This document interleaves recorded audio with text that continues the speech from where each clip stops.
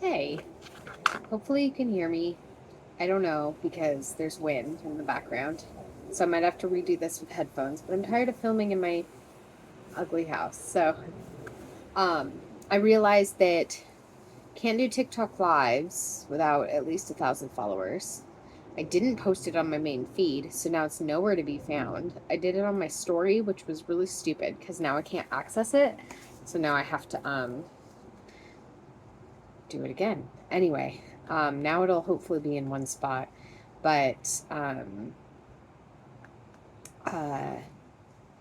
so I'm going to post it to YouTube, which is, as of now, I keep changing it, but it's read and rap with Mom Jill, I think. Sometimes I do rhymes and raps. It's kind of silly, but or songs or whatever. But mainly it's about books and reviews and my rants and raves. So I don't know what I'm gonna name myself. And then the TikTok is like Faith Mama Teacher something. Anyway, so this is the most important chapter though, so listen up. It kind of it's the personality test that kind of determines the rest. So I'm just gonna read you the personality test. So you can know kind of where to place your child. Okay, so here are a few scenarios. Each personality has a dominant response to matching numbers. 1, when put in a social situation. 2, when choosing an activity. 3, when given an unpreferred task. 4, when taken off a preferred activity. 5, when left alone. 6, when in an unfamiliar environment. So, scenario 1, a child takes your child's toy. Does your child A, take toy back or calmly move on? B, say that's mine, please give it back, or tell an adult? C, hit the other kid or throw a temper tantrum? Or D, cry and wait for an adult to solve the problem for him or her, or ask the other child nicely to share and take turns? There's 2 genders. Don't get me started on that.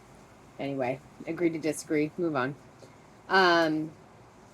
If you don't have a pen and paper and you're not writing this down, just like pause, rewind.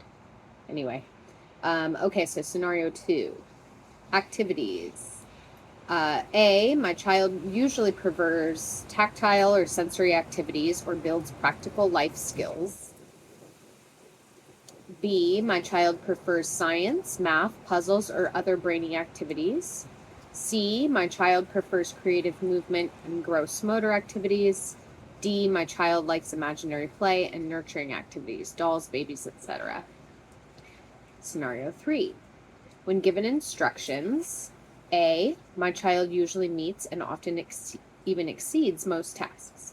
B, my child can figure out most new tasks.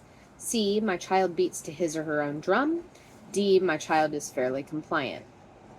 Scenario 4. How must you take your child off a preferred activity? A, my child is pretty stubborn and persistent. Once engaged, it is oftentimes hard to transition.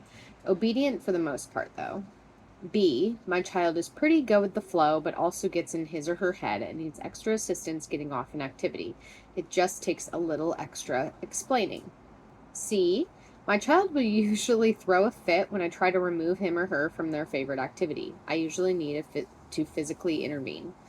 D, my child will usually cry a little, but then will comply, especially if I explain why it's important to transition.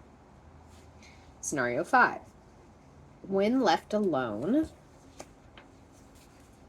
A, my child is pretty content playing independently, especially when it's a sensory activity.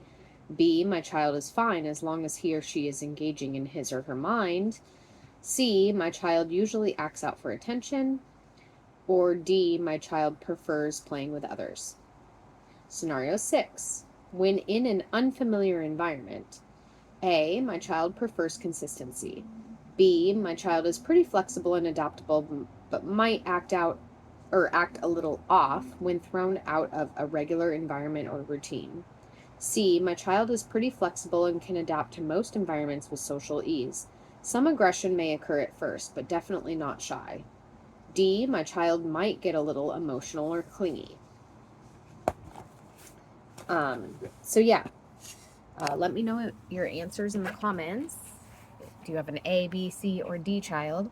And then go check out my other videos, and it shows where your child scores and what kind of, then there will be more chapters about the centers that maybe you should check out accordingly. Bye.